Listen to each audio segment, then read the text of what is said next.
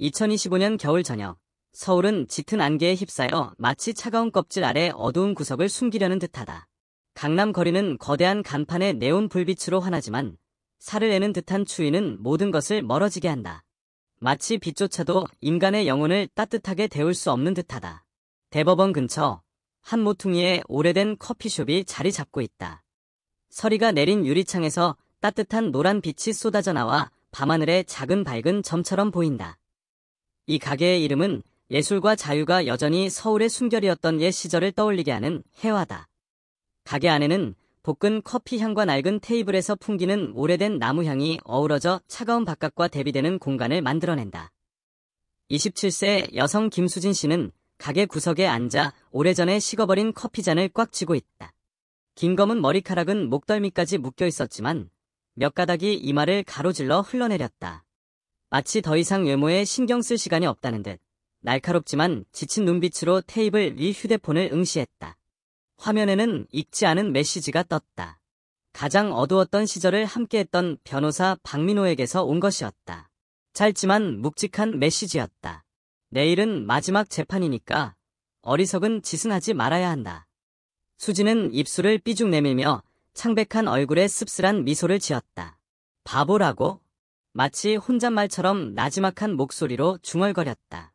이 지경까지 오기까지 지옥을 겪었으니 이제 바보라는 단어는 더 이상 그녀가 하려는 일을 묘사하기에 적합하지 않았다. 3년 전, 수지는 서울의 한 주요 신문사에서 촉망받는 젊은 기자였다.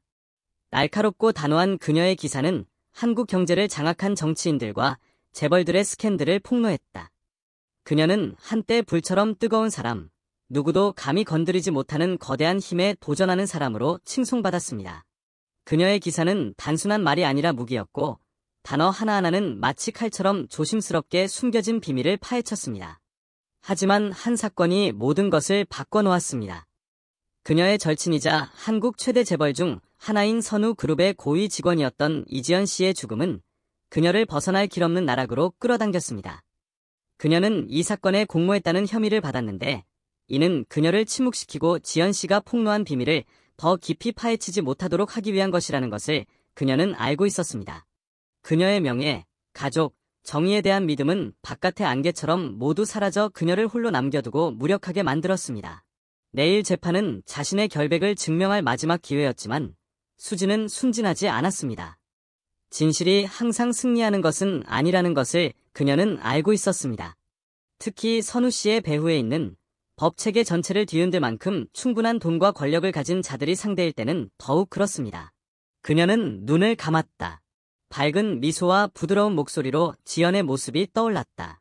지연은 언젠가 세상이 등을 돌리더라도 내 진심을 지키며 살아가라고 말했었다. 수지는 커피잔을 꽉 쥐었다. 손톱이 손바닥을 파고들어 붉은 자국을 남겼다. 지연, 내가 헛되이 죽게 내버려 두지 않을 거야. 그녀는 속삭였다. 떨리지만 단호한 목소리는 마치 잃어버린 친구에게 맹세한 듯했다.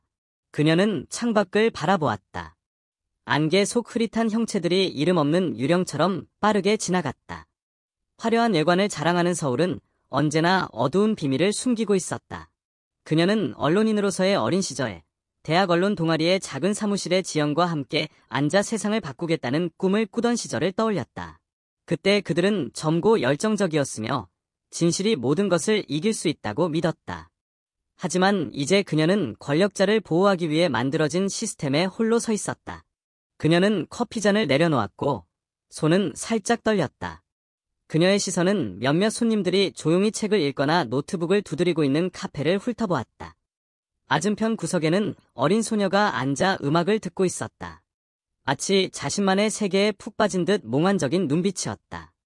수지는 그 소녀가 자신처럼 생사의 갈림길에 선 적이 있었는지 궁금했다. 가슴을 짓누르는 무거운 감정을 떨쳐내려 했으며 심호흡을 했다. 내일이면 세상은 그녀를 동정이 아닌 비판의 눈으로 바라보겠지. 하지만 그녀는 결심했다.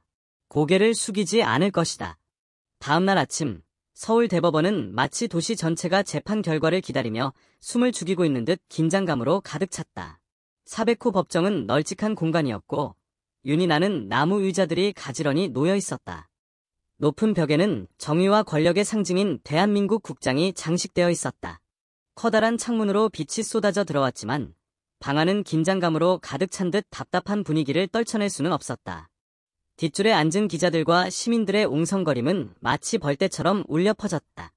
저마다 호기심과 의심, 그리고 묵묵한 판단을 품고 있었다. 수지는 법정으로 들어섰다. 가슴이 쿵쾅거리면서도 시선은 흔들림 없이 군중을 훑었다. 회색 정장 드레스를 입은 그녀는 간결하지만 마지막 전투를 앞둔 전사처럼 강인한 분위기를 풍겼다. 하이힐은 나무 바닥을 쿵쾅거리며 발걸음을 옮길 때마다 마치 자신을 바라보는 시선에 대한 선전포고 같았다. 박민호는 변호인석에서 그녀를 기다렸다. 그의 얼굴에는 걱정이 가득했지만 마치 그녀에게 힘을 주려는 듯 격려하는 미소를 지으려 했었다. 수진, 준비 다 됐어. 진정해. 수진이 옆에 앉자 그가 속삭였다. 그의 목소리는 낮았지만 결연한 의지가 가득했다. 그녀는 살짝 고개를 끄덕였지만 속으로는 마치 절벽 끝에 서 있는 것 같았다. 한 발짝만 잘못 내딛어도 나락으로 떨어질 수 있는 곳이었다. 정우성 부장판사가 법정에 들어섰고 무거운 침묵이 흘렀다. 60살쯤 되어 보이는 그는 엄숙한 얼굴에 깊은 주름살이 짙게 드리워져 있었다. 마치 오랜 세월 복잡한 사건들을 처리하며 쌓아온 흔적 같았다. 은백색 머리카락은 깔끔하게 빗겨져 있었고 날카로운 눈빛은 방 안을 훑다가 잠시 수진에게 멈춰섰다. 그 순간 수진은 마치 그가 자신의 모든 생각과 두려움을 읽어내는 듯한 느낌을 받았다. 그는 공정한 판사로 유명했지만 법정의 어떤 혼란도 용납하지 않는 사람이었다. 그녀는 눈을 가늘게 뜨려 애썼지만 심장이 쿵쾅거리며 가슴에서 터져나올 듯했다. 재판이 시작되고 칼날처럼 날카로운 목소리를 가진 중년 검사가 일어서서 기소장을 제출했다. 그는 마치 모든 사람의 기억 속에 범죄를 새겨 넣으려는 듯 단어 하나하나를 강조했다. 김수진은 사건 전 피해자와 주고받은 문자 메시지와 사건 이후 그녀의 이상 행동을 근거로 이지은 살인 공모 혐의로 기소되었다. 수진은 테이블 밑에서 주먹을 꽉 쥐었고 손톱이 손바닥을 파고들어 아팠다. 모든 게 거짓말이라고 지연의 죽음과 아무 상관이 없다고 소리치고 싶었지만 민호는 그녀의 어깨에 손을 얹고는 진정하라고 말했다. 감정에 휘둘리지 마. 그는 마치 그녀가 폭발 직전이라는 것을 아는 듯 걱정 어린 목소리로 속삭였다. 재판은 몇 시간 동안 이어졌고 양측은 격렬한 논쟁을 벌였다. 민호는 수진이 사건 현장에 없었다는 증거, 지연에게 연락했다는 주장이 불합리하다는 증거를 제시했다. 그는 수진이 사건 당일 밤 다른 도시에 있었다는 증거, 그리고 검사가 제시한 문자 메시지에 편집 흔적이 있다는 증거를 제시했다. 그러나 검사는 수진이 지연에게 보냈다는 모호한 협박 이메일을 제시하며 반박했다. 마치 지연이 위험한 짓을 하지 못하도록 만류하려는 듯했다. 검사의 말 한마디 한마디가 수진을 찌르는 칼날 같았고 수진은 교묘한 거짓말에 목이 졸리는 듯한 고통을 느꼈다. 그녀는 정 판사를 올려다보며 그의 눈에서 정의의 빛을 찾으려 했지만 그의 얼굴은 돌처럼 차가웠고 아무런 감정도 보이지 않았다. 그녀는 그가 평판처럼 정말 공정한 사람인지 아니면 이 모든 것이 미리 짜여진 연극인지 궁금해지기 시작했다. 관객들의 웅성거림에 그녀는 더욱 숨막히는 기분을 느꼈다. 마치 온 세상이 자신을 적으로 돌리는 것 같았다. 눈을 감고 호흡에 집중하려 애썼지만 슬픈 미소와 무언가를 말하고 싶어하는 듯한 눈빛을 한 지연의 모습이 자꾸 떠올랐다. 쉬는 시간 동안 수지는 법원 복도에 혼자 앉아 마치 다른 세상에 온 듯 먼 곳을 응시하고 있었다.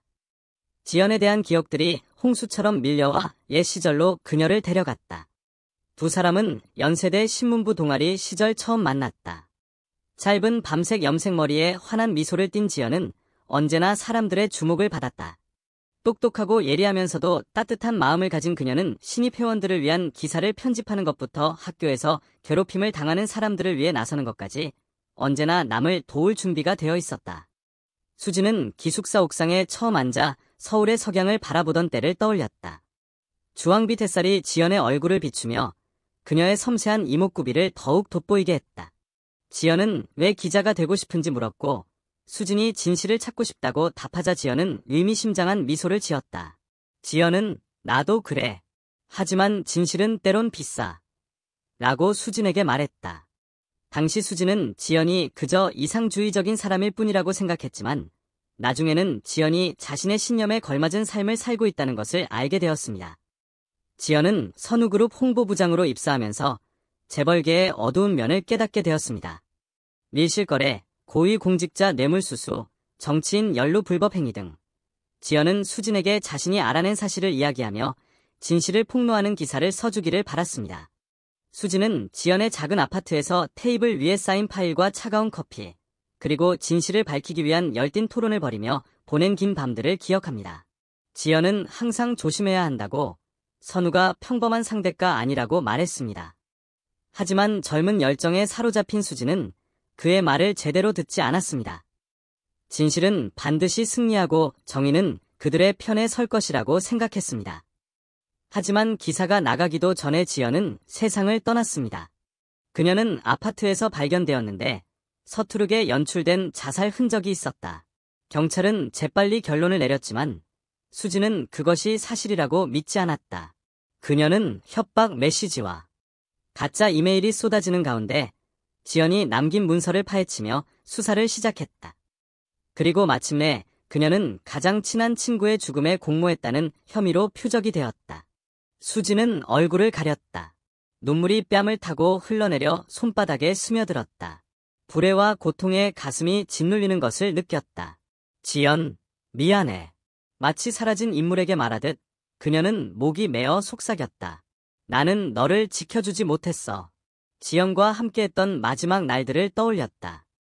누군가 지켜보는 것처럼 늘 어깨 너머로 시선을 돌리며 불안해지기 시작했던 그 시절. 지연은 진실의 열쇠라며 USB를 건넸지만 수진은 그것을 꼭 지켜야 했다. 수진은 시키는 대로 USB를 아무도 찾을 수 없는 곳에 보관했지만 다음 타깃이 될까 봐 감히 열어보지 못했다. 3년 동안 그녀는 늘 등 뒤에 어두운 그림자가 도사리고 있다는 두려움 속에 살아왔다. 하지만 이제 생사의 기로에 선 그녀는 더 이상 도망칠 수 없다는 것을 알았다. 어떤 대가를 치르더라도 진실과 마주해야 했다. 재판은 오후까지 이어졌고 법정 분위기는 마치 보이지 않는 압력에 압도되는 듯 점점 더 긴장되었다. 검사는 마지막 증인으로 지연의 선후법원 동료였던 중년 남성 최현우를 불렀다. 그는 증인석 앞에 서서 수진을 피하며 마치 감히 마주할 수 없다는 듯 눈을 돌렸다. 그는 수진과 지연이 전화로 다투는 것을 들었고 수진이 지연이 멈추지 않으면 후회하게 만들겠다고 소리쳤다고 증언했다. 수진은 머리로 피가 몰리는 것을 느꼈고 심장이 터질 듯 세게 쿵쾅거렸다. 더는 참을 수 없어 벌떡 일어섰다. 거짓말이야. 그녀의 외침은 법정에 울려 퍼져 마치 번개가 공중을 가르는 듯 모두를 놀라게 했다. 민호는 걱정과 거의 공황에 가까운 눈빛으로 그녀를 재빨리 끌어내렸지만 수진은 멈출 수 없었다. 세상이 무너지는 것 같았고 진실이 눈앞에서 마치 잔혹한 농담처럼 왜곡되는 것 같았다. 정 판사는 질서를 요구하듯 망치를 두드렸다. 그의 목소리는 얼음처럼 차가웠다. 마치 치밀어 오르는 분노를 억누르려는 듯. 진정해. 그가 칼날처럼 날카로운 눈빛으로 말했다. 마치 그녀의 저항을 차단하려는 듯했다. 계속 방해하면 어쩔 수 없이 널 내쫓을 거야. 하지만 수진은 그의 말이 끝나기를 기다리지 않았다. 그녀는 똑바로 서 있었다. 눈은 붉게 충혈되었고 얼굴은 분노와 고통으로 창백했다. 판사를 가리켰다. 손은 떨렸지만 눈빛은 강철처럼 흔들림 없었다. 그리고 그녀는 법정 전체를 침묵시킨 네 단어를 외쳤다. 지연을 죽였어. 시간이 멈춘 듯했다. 정 판사의 얼굴은 창백해졌고 눈은 크게 뜨였으며 망치를 쥔 손은 걷잡을 수 없이 떨렸다. 법정에 모인 군중은 숨을 멈췄고 아무도 감히 말을 꺼내지 못했다. 마치 끔찍한 비밀이 드러난 것을 목격한 듯했다. 민호는 수진을 바라보았다. 그의 얼굴은 공포로 가득 차 있었다. 마치 지난 몇 달 동안 애써 쌓아 올린 모든 것을 그녀가 파괴해버린 듯. 검사는 일어서서 수진이 법정을 모욕한다며 즉각 제명을 요구했다. 하지만 수진은 개의치 않았다. 그녀는 떨리는 목소리로 하지만 단호한 어조로 말을 이었다. 마치 자신의 삶을 이 순간에 다 쏟아부은 듯했다. 내가 모를 줄 알아? 선우에게서 돈을 받아 진실을 은폐했잖아. 지연이 증거를 찾았는데 내가 그녀를 죽이라고 명령했잖아. 법정은 마치 파도처럼 웅성거렸다. 정 판사는 질서를 회복하려 망치를 연거푸 두드렸지만 그의 얼굴은 공포를 감추지 못했다. 평소 차갑고 침착했던 그의 눈빛은 이제 공포로 가득했다. 마치 가장 깊은 비밀이 방금 드러난 것처럼. 그는 마치 권위를 되찾으려는 듯 갈라진 목소리로 소리쳤다. 당장 꺼내. 당장. 경비원들이 달려와 수진의 팔을 붙잡았지만 그녀는 저항하지 않았다. 그들은 그녀를 법정 밖으로 끌고 나갔다. 그녀의 눈은 여전히 정 판사에게 고정되어 있었다. 마치 그 이미지를 마음속에 새겨 넣으려는 듯. 법정 문이 닫히자 그녀는 군중의 웅성거림과 질문과 의심의 물결을 들었다. 그녀는 방금 시스템에 폭탄을 떨어뜨렸다는 것을 알았고 어떤 결과가 되든 돌아갈 길은 없었다. 수진은 법원 안의 유치장으로 끌려갔다. 차가운 회색 벽과 단단한 철제 의자가 있는 작은 방이었다. 그녀는 멍한 눈으로 앉아 모든 힘이 빠져나간 것 같은 기분이었다. 그녀는 그 네 단어를 외쳤던 순간과 정 판사의 창백한 얼굴을 떠올렸다. 그녀는 진실에 손을 댔다는 것을 알고 있었다. 그가 3년 동안 숨기려 했던 진실이었다. 하지만 그 진실이 자신을 죽일 수도 있다는 것도 알고 있었다. 민호가 들어왔다. 얼굴은 수척했고 눈은 걱정으로 충혈되어 있었다. 수진, 뭐 했어? 그는 떨리는 목소리로, 거의 절망에 가까운 목소리로 마치 희미해져가는 희망의 빛을 붙잡으려는 듯 물었다. 우리의 모든 기회를 망쳐버렸잖아. 수진은 입가에 쓴웃음을 지으며 더 이상 희망이 없다는 듯 고개를 들었다. 민호, 우리에게 기회가 있다고 생각해. 그녀는 낮지만 단호한 목소리로 말했다. 모든 게 미리 정해져 있었다. 정 판사, 검사, 심지어 최 증인까지 모두 선우의 사람들이었다. 그들은 애초에 내가 이기게 하려는 의도가 없었다. 민호는 고개를 저으며 그녀 맞은편에 앉았다. 두 손은 감정을 억누르듯 꽉 쥐었다. 증거 있어? 그가 물었다. 그의 목소리에는 의심과 희미한 희망이 뒤섞여 있었다. 만약 그렇지 않다면 그녀가 방금 한 말은 상황을 더 악화시킬 뿐이었다. 수지는 한숨을 쉬며 주머니에서 엄지손가락만 한 작고 검은 USB를 꺼냈다. 지연이 죽기 전에 이걸 내게 보냈어. 그녀는 목이 메어 말했다. 마치 한 글자 한 글자를 가슴 깊은 곳에서 꺼내야 하는 듯. 열었다가는 표적이 될 것 같아서 감히 열지 못했어. 하지만 이제 잃을 게 없잖아. 그녀는 USB를 민호에게 건넸다. 그녀의 눈은 폭풍 속에서 타오르는 작은 불꽃처럼 희미한 희망으로 빛났다. 그는 USB를 받아들고 마치 시한폭탄이라도 되는 듯 바라보았다. 정말이야.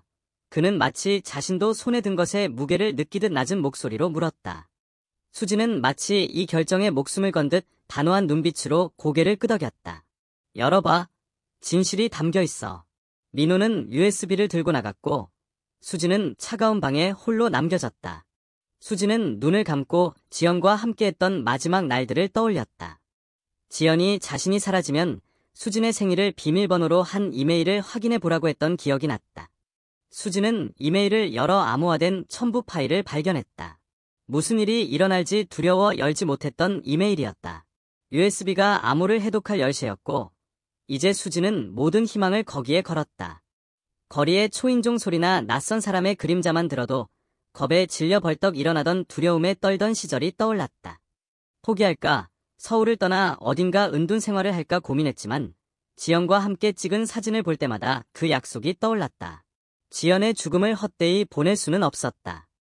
그녀는 눈을 뜨고 눈앞의 회색 벽을 바라보며 시간이 느리게 가는 것 같은 기분을 느꼈다. USB에 담긴 진실이 밝혀진다면 모든 것이 바뀔 거라는 걸 알고 있었다. 하지만 진실의 대가는 자신의 목숨이 될 수도 있다는 것도 알고 있었다. 민호는 다음날 아침 밤새 잠을 자지 못한 듯 더욱 초췌한 얼굴로 돌아왔다. 하지만 그의 눈은 어둠 속에서 빛을 찾은 듯 밝았다. 그녀가 오라. 그는 잠이 부족해 쉰 목소리로 말했지만 흥분으로 가득 차 있었다. USB에는 모든 것이 담겨 있었다. 이메일, 계약서, 녹음 파일.